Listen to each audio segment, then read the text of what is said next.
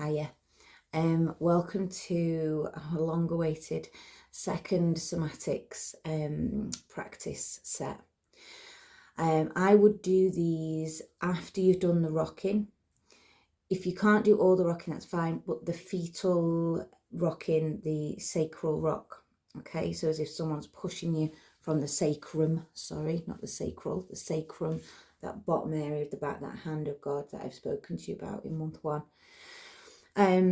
So I'm going to be lying at like a jaunty-ish angle as far as you're concerned, but it's so that you can see what my legs are doing, because that's the kind of main player in this set, and my pelvis. So because we're still in the lower cora, we're still in self-investigation, this set of somatics is relating to the pelvic floor, the psoas muscle, and the deep inner hip. Okay, so it's like the bowl that holds the physical part of the cora of warming. Okay, that's where we are releasing energy, releasing tension, and just taking our focus there physically. Doing this or these in conjunction with the investigative just being in that cora is going to give you like a very holistic and integrated way of dealing with what is there energetically, physically, emotionally, etc. Okay, so although they look like and are very small, simple, gentle movements, be aware that what can come up for you are very deep-seated, emotions, especially given the investigative practices that you've been given in our last session. So watch out for it, feel it, allow it all to be. None of it is wrong, none of it is misplaced. It's all there to be felt and dealt with, okay? And as always, anything that comes up that is not breathable out or able to be dealt with in your own way, just give me a contact, okay, in any way, and I will get back to you as soon as I can. So I will assume the position.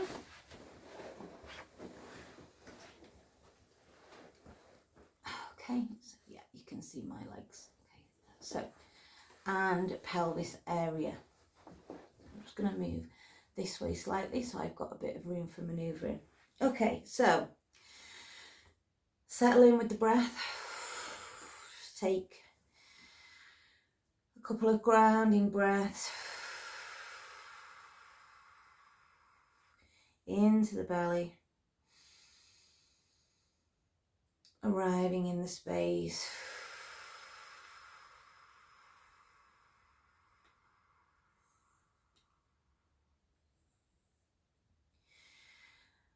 And the first thing we're going to do is something that's from month one, which is just the very gentle, deep hip opening, along with deep cleansing breaths, lazily drawing patterns and ink blots with the sacrum. If you can hear sort of chewy, gloppy noises, it's my dog Ziggy, he's just next to me. Loves a bit of energy work.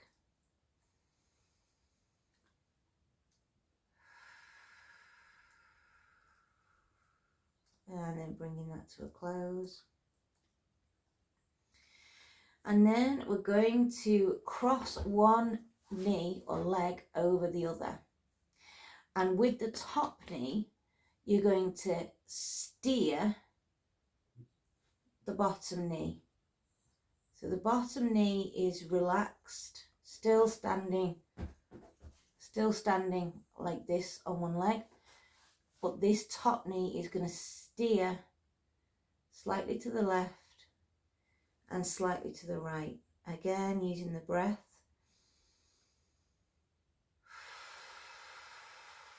Now this is getting the really deep inside the hip joint muscles.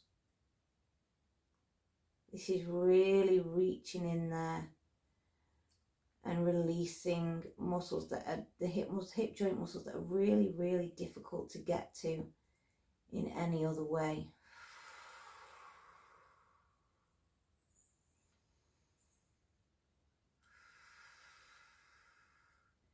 Now, often smaller movements are kind of deeper and more effective, but if you feel that you can go further from side to side, do so. If you want to stay small and feel that really deep kind of stretch inside, anything is good. Just play around with the feel of that. And then bringing it to a close, we're going to do the same on the other side. Now I'm going to kind of move through these exercises fairly sort of rapidly just to show them to you. Some of these are going to feel so good and so kind of releasing that you're going to want to spend, you might want to spend 5 minutes doing this, 10 minutes doing this. Do so. These are your sessions. These are your investigations.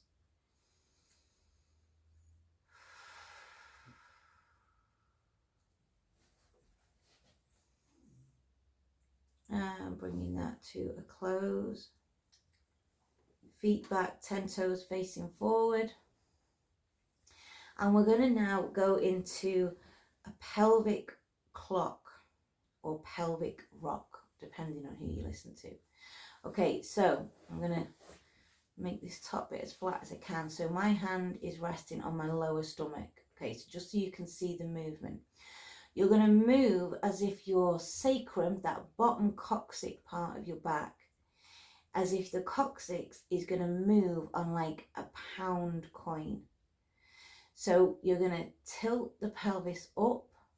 Nothing else is moving. The knees is a tiny movement, so you won't be able to see it much. It's more a feeling.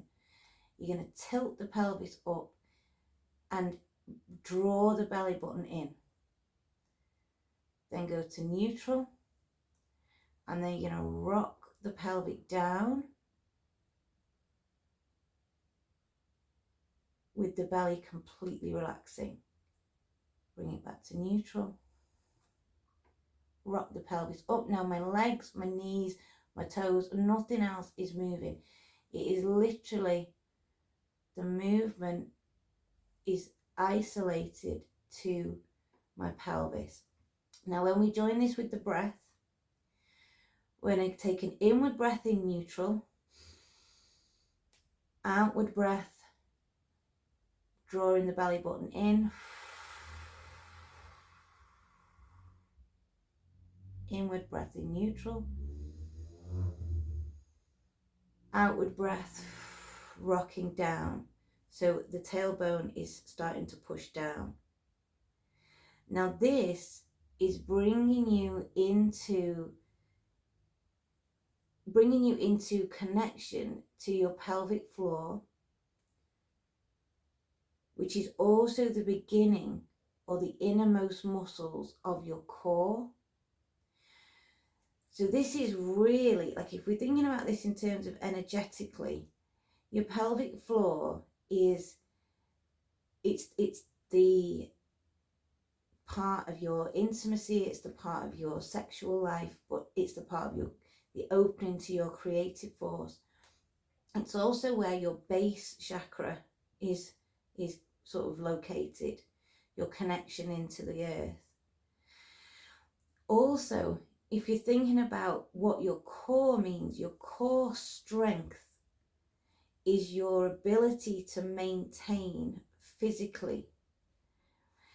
We talk about centeredness energetically, but if you've got good core strength physically, then you are literally kind of unshakable in your own body. So this is your first kind of attachment into your core. This is the lowest part of your core.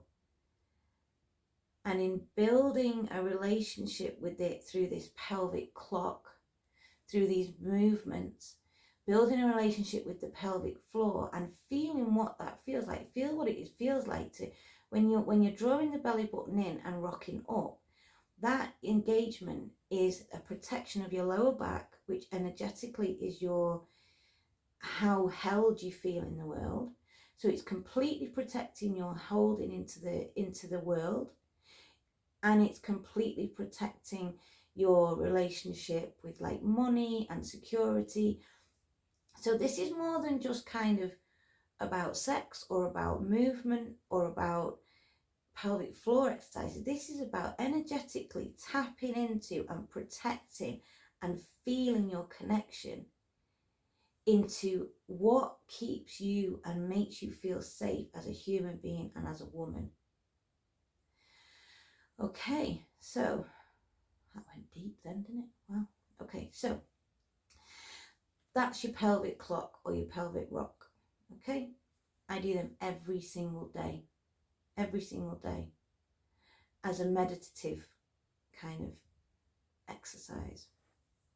Okay, the other thing I wanted to do is psoas release. Now your psoas is the muscle that comes all the way from like the back of the thigh all the way up your pelvis, and it is the first muscle that goes into kind of tightening and tension in fight and flight. So anytime we feel any kind of trauma, that's the first thing that kind of tenses up, and it connects like the lower back to the top of the thigh to the pelvis to the bottom of the stomach. So it's an important muscle group. Okay, so with the psoas release, we're going to keep one foot on here, 10 toes facing forward, and one leg out like this with the foot flexed. And you're literally going to drag the heel up. You can hear it scraping along.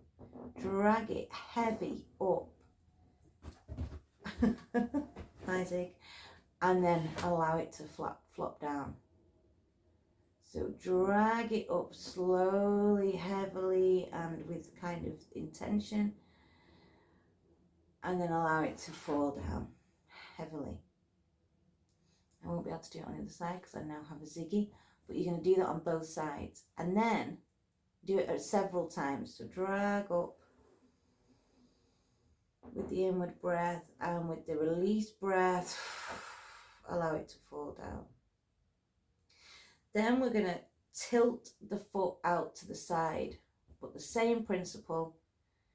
Drag it up. Let it fall down. Drag it up.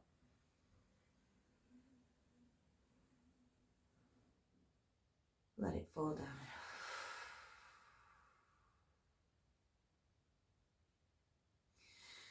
And then finally,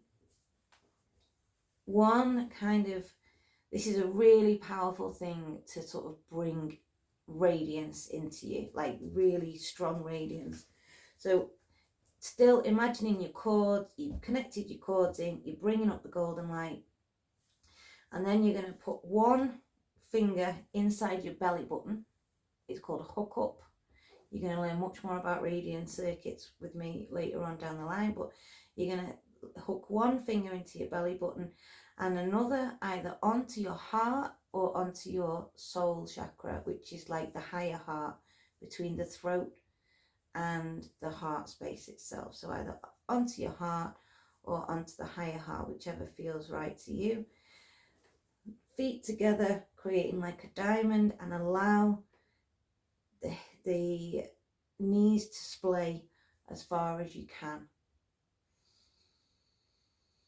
And just take some deep breaths here. Allowing this golden light to channel up through and around. Now this is literally energizing your full energetic body with golden light, with radiance.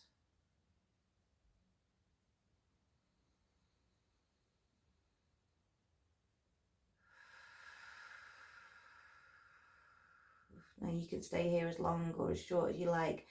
One thing I would say, if you put your finger in your belly button and after a while you start to quickly feel some heat on the finger, either come away with the heat as soon as you feel it and stop the exercise, or you need to then stay until the heat completely subsides from your finger. Because once you create that kind of healing loop, if there is a heat generating back to your finger, it means there is clearing and healing to be done in this kind of energy, this sacral, this womb energy in the kora of warming. So if you're feeling that heat, either come away and stop the exercise if you've not got time. If you've got time, stay there until the sensation passes, like a current, like an electrical current, until it passes. And then that clearing is complete, and allow whatever has been kind of disturbed and moved around, intentionally and with the breath, allow it to fall the way down the cords. Okay, thank you. Enjoy that routine.